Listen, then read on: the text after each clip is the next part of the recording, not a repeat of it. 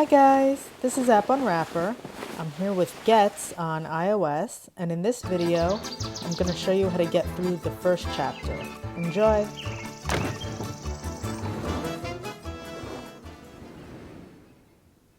Ah, a young adventurer, isn't it so? Greetings! Come in, come in! Have this spare seat at my table. I don't bite. I may not strike you as one, but I was once an adventurer myself. But lately I'm more into the business of telling adventures rather than swinging the sword.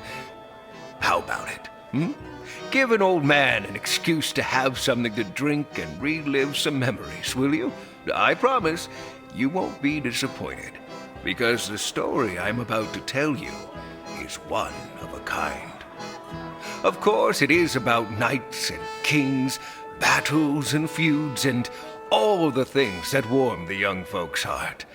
But moreover, it is about the power of change and friendship in a time when the world was about to shift to a new era. It is also the story of a man of rules and rules, a nobleman that nobody would dare cross. He was born as Goetz von Nebelstein, but everyone knew him by his name in combat, Goetz with the Iron Fist.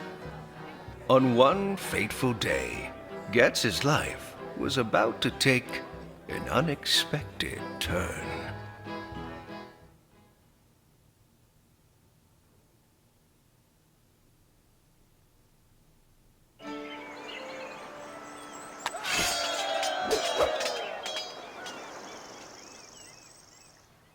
Chapter 1. Beaten by the rough seas, but with an eager expression on their faces, Goetz and King Maximilian set foot on the beach. Their plan worked out exactly as intended, and battle was already in full motion when they started pushing forward through enemy lines. It was time to teach these barren fells no-goods a lesson for all lifetime. No one disobeys the king, especially not a family of fishmongers. While kicking armored buttocks and dodging arrow volleys, Goetz looked up to the castle smiling, and knew that it won't be long until he will clink glasses with Maximilian on its battlements. He just lived the best life, thought Goetz.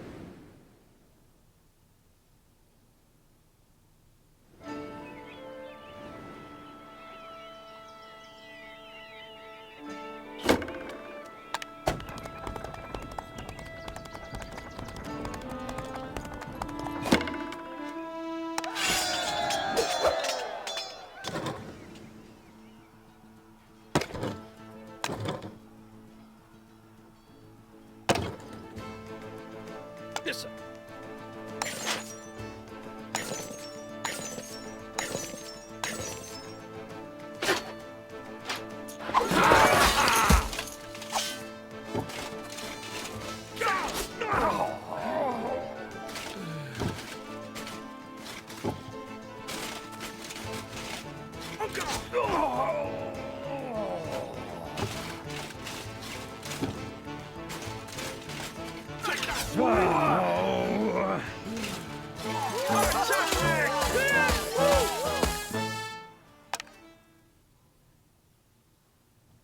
They did it again.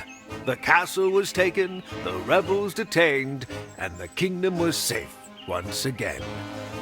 There was nothing in this world that could stop the force that was the Royal Knights, united under the banner of the one true king and his most trusted friend. Goetz was staring at the endless horizon and imagined the glorious adventures to come.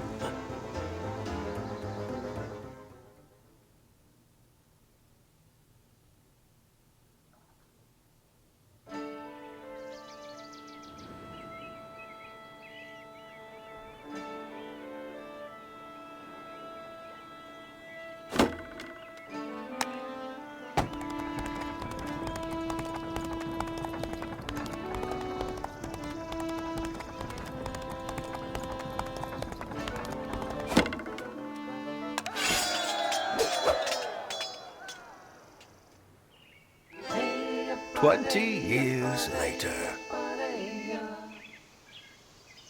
It was a sunny morning at Nebelstein Castle.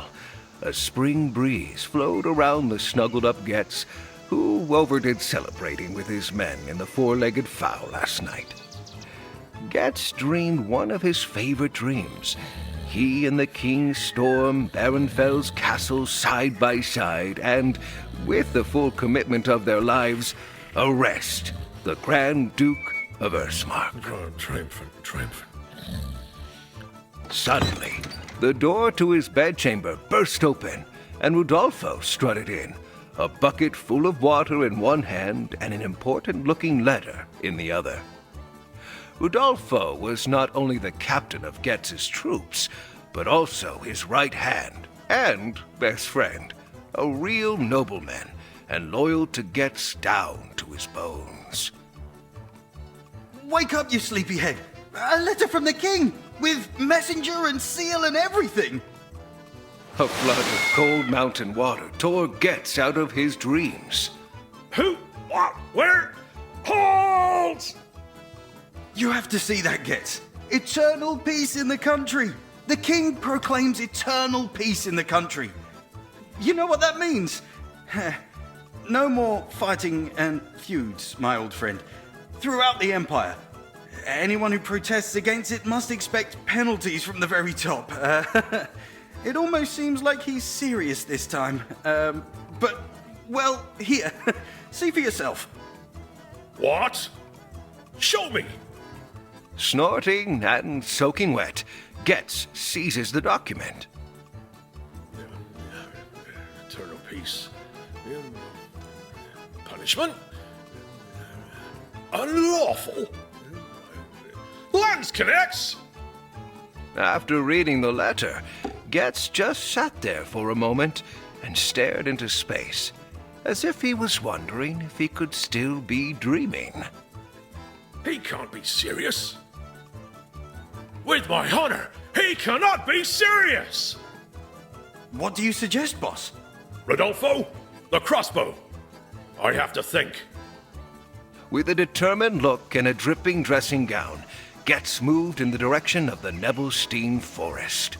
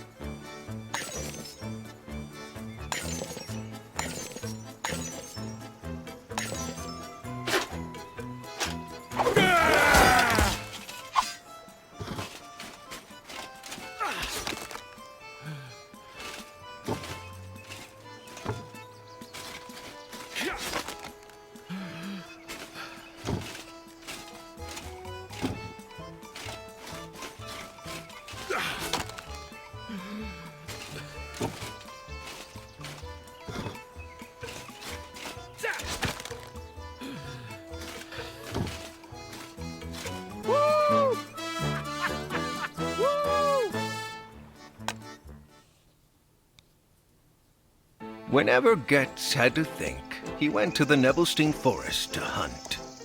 Eternal peace? Ha! When did peace ever bring food to our plates? That's just a fleeting brain fart from one of these juryman courtiers who swarm around the king day and night, like insidious weasels. For Goetz, peace meant that he was no longer allowed to do what he had been doing all day as a knight since the Great War. Hitting other dukes on the head on behalf of other dukes, attacking a fat-tailed trader here, kidnapping a princess there, or steal an artifact or two. Yes, there really was enough to do. And of course, no one wanted to get their hands dirty with these things, and even if they wanted to, there wasn't a knight as quick-witted as Goetz at every street corner. While Goetz was still busy scuffling loudly about the conditions at the royal court, suddenly a big sow jumped right in front of his nose and stared at him for a moment before trying to find her salvation in the distance with clattering hooves. Ha ha! Kunigundi! Stay here, you fine specimen of an animal. Goetz hastily put on the crossbow, but the sow knows her hunter and hits the next blackberry bush with skillful hooks. Ha ha! Well, wait, Kunigundi. This time you won't escape me.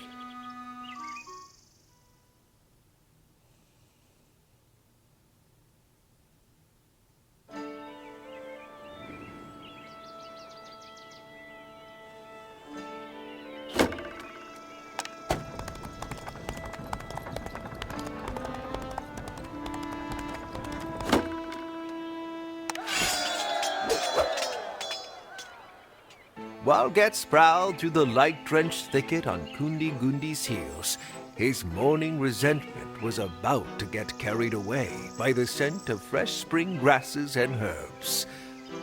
However, a moment later, a bushy worry line settled deep in his face again. What should someone do when his services as a knight are no longer needed? Since the siege of Platzenberg, more than 6 years have passed. Since then, Goetz had not heard from his friend and King Maximilian. Did he just forget about him, he thought? My men and my peasants look up to me as a knight. Nobody likes to be in the wake of a retired cripple. And when the good Goetz doesn't bring any more Tharas home, these pocket drainers are gone faster than the bill dodger after the bash. Listen. Sensual grunts echoed in the distance, and growls Goetz back in the here and now. It sounded as if Kunigundi was taking a carefree refreshment on a particularly barked beech tree. That's right, my pretty. Don't move from this spot.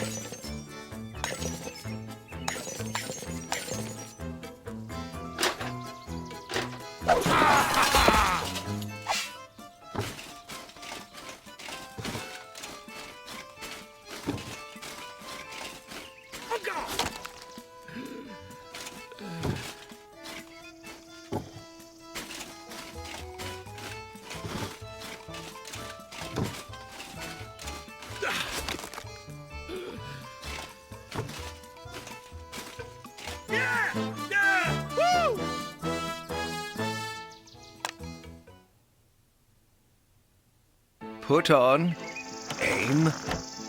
Ah! This pig is luckier than a buoyant witch! Goetz threw down his crossbow furiously. Ah, a weapon for real scallywags in the name of the gods! Goetz couldn't imagine why the king would want to equip a whole army of yokels with crossbows and lances instead of trusting his knights. After all, Goetz thought that a knight would be worth at least as much as 100 of these farmhands in chainmail. Kunigundi had seized the opportunity and diluted quickly. In the distance, Goetz could hear the rushing water of the Great Crow River. Delighted by the idea of putting the tubby Kunigundi on its bank, he hurried straight after it. Well, wait, Kunigundi! The two of us aren't finished with each other yet. Old Goetz still has it!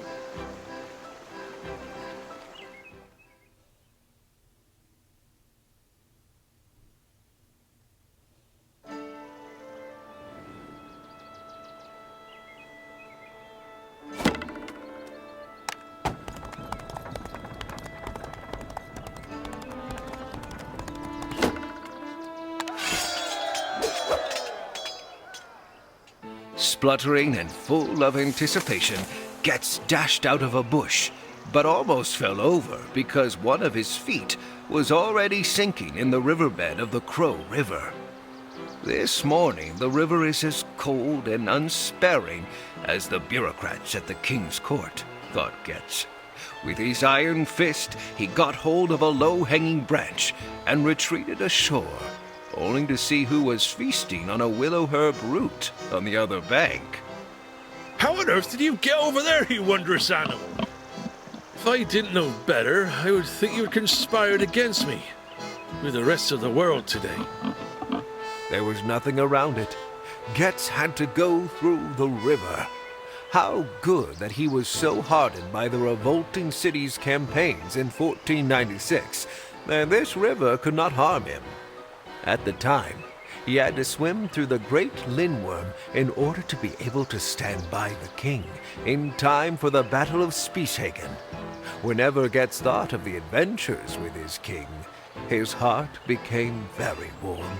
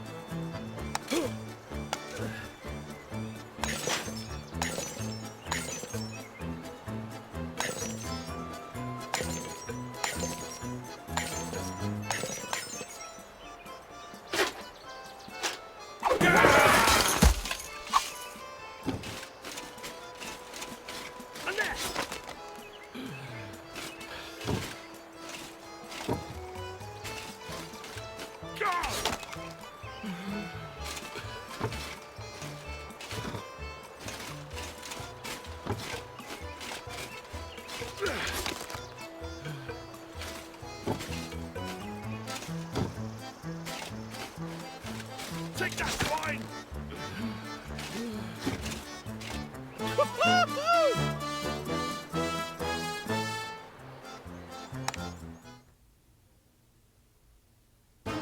On all fours, Goetz slowly stalked Kunigundi, who was still eating with relish. A truly majestic animal, which Goetz found even more stunning up close. But this time, he was sure the last hour would have struck for Kunigundi. Suddenly, and without warning, it snapped loudly. The hunter and the hunted are so frightened that they both have a panic-like reflex to flee. But when Goetz starts to run, he is jerked back onto the forest floor to find his arm stuck in a trap. Jagged metal teeth had dug into the metal of his iron fist and held him in place. He only knew such traps from sieges and found them abhorrent. Ha! A weapon that only cowards use. For the strong Goetz, it was easy to free himself from the trap, but Kunigundi was nowhere to be seen.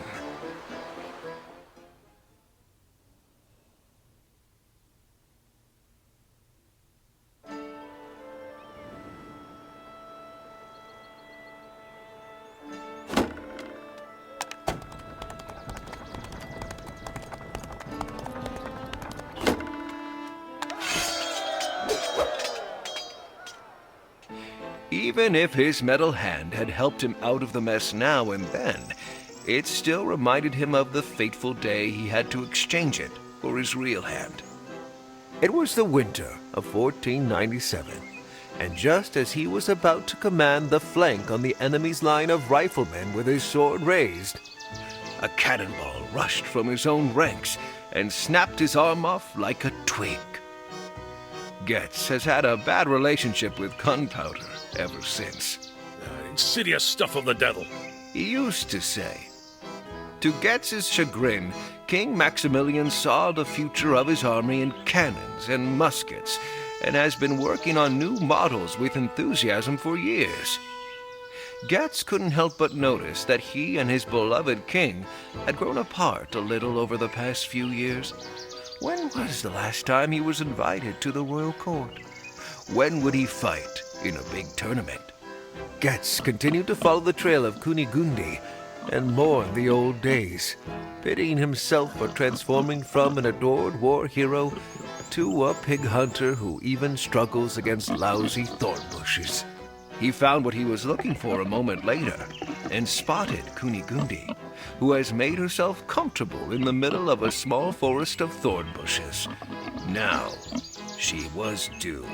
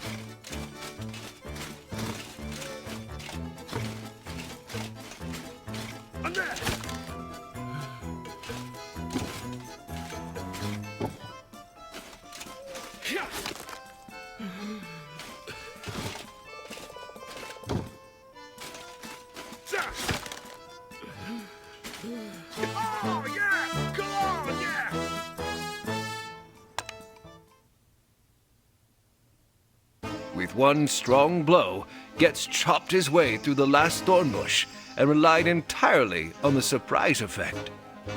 He storms towards the stunned Kunigundi, grabbed her with a wolf-like dive, and wrestled her to the ground. For a moment, it looked as if Goetz had a tight grip on the sow, but Kunigundi was bursting with strength on this spring morning. She managed to jack up the knight with the shoulder width of an ox and dash away. Goetz, who was just able to cling to the animal's loose winter wool, had become an involuntary rider, whose mount dashed straight towards the thorn bushes that had just been maltreated. Screeching noises echoed through the mist-bathed forest.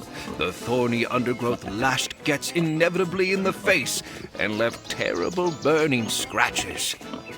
Because Goetz could hardly open his eyes, he could not perceive the wooden threat that was slowly but surely moving towards him. With the force of a fully pulled back battering ram, a low-hanging branch dug into Goetz's breastplate and knocked him off Kunigundi's back in one stroke.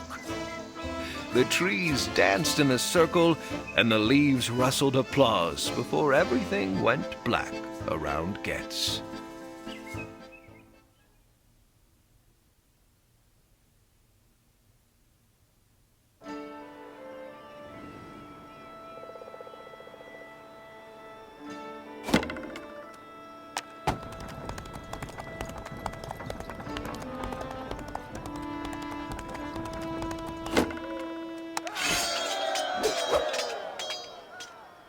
My liege, Lord Goetz, are you all right?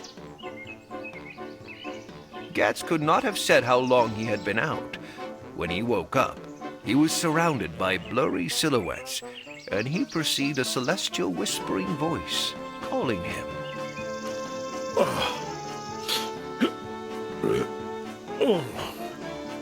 Kunigundi? Wake up, my lord. Oh, you look completely battered. Did you sleep out here? Oh, let me guess. Your way home yesterday was clouded by one of the other schnapps, wasn't it? Goetz didn't know what to say. He looked into the face of a pretty woman, wrapped in a cocoon of black and white cloths. Maybe an angel, he thought. Oh, you should really pull yourself together when going out with the men. First of all, you're no longer the youngest, and second, the Lord in heaven sees everything, especially drunkards. Drunkards? Goetz rose immediately to object to this unfounded accusation, but collided with the branch again and sank back to the ground. Take it easy. You're hurt, my liege. Let me clean your wounds and pour you a strong sip of my herbal tea. It will restore your strength. A sip of the odd brew, although it tasted disgusting, brought Goetz back to his senses, and he saw that the presumptuous angel was a nun. Adelheid, abbess of Nebelstein Monastery. The woman held out her hand to Goetz in a way that normally only men would. Unable to react adequately, Goetz started kissing the hand, which Adelheid quickly withdrew with a nimble gesture. A wondrous woman, thought Goetz. Although he knew the monastery, he was never really interested in the work of the nuns. And the good Lord can recently be found in the forest? These forests are practically my second home, and since the ribwort picked in the morning hours tastes best, I got up early in the morning. Suddenly you were lying in front of me in your nightgown. It's much more interesting why you have to sleep off your intoxication here of all places. I am not Let's just say, I had to think about something and let myself be distracted. Anyway, thank you for your help, Adelheid. I already feel a lot better. When Goetz straightened up, he staggered so much that only Adelheid's courageous push against him prevented another fall. You are not going anywhere without me, my lord. I will escort you back to the castle. Like the cooper with a heavy wine barrel, Adelheid drove the dazed Goetz in the direction of Nebelstein Castle.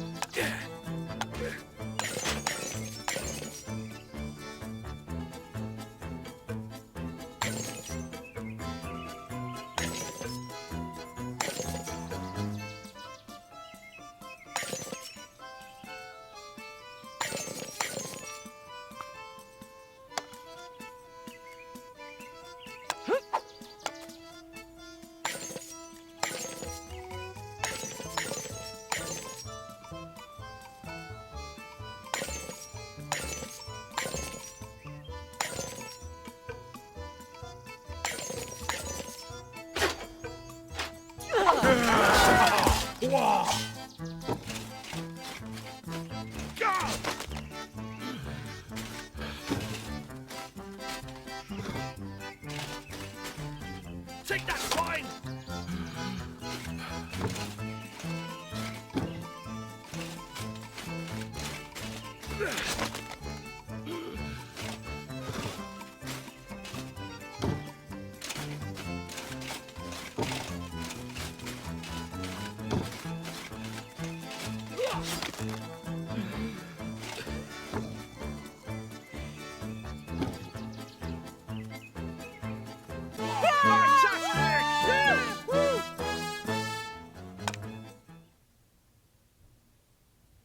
Did you know that nausea can be treated very well with the seeds of the caraway? Goetz tried to ignore the nun's taunts as much as possible. He was still upset about his botched hunt, and anyway, this day couldn't get any worse. At least he could lie down in his bed straight away, pull the covers over his head, and forget the letter, the king, and Kunigundi again. Suddenly, as if he had foreseen it, it boomed loudly. The sound of splintering wood echoed through the forest and silenced Adelheid. Right in front of Goetz's eyes, an axe was struck in a tree where there was none before. Just to have been a witness of your thorny hog ride was worth the trip to your tranquil fiefdom, my friend. Accompanied by the ugly, gruesome laughter of at least a dozen men, an untraceable voice made its way out of the depths of the forest.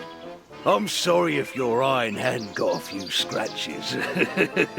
I would have liked you to have got into it with your other hand, really. The idea of two iron hands is just priceless. I'm pleased to see that you've spent your last hours in this world in entertaining company. Listening to all that chatter saved us from tracking, didn't it, men? Another wave of gruntled laughter rang out. Enough talk. Take your last breath, Goetz von Nebelstein, and get ready to die. Attack, men!